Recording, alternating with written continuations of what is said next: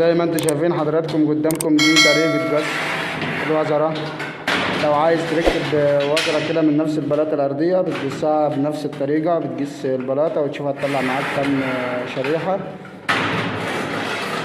وتقص بنفس الطريقة.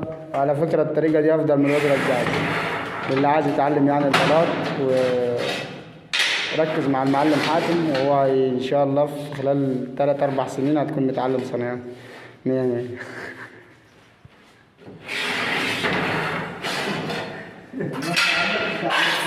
بس كل ده لا بس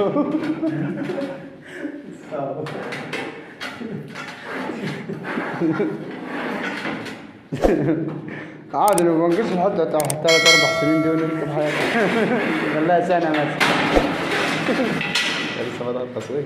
ايوه قص له.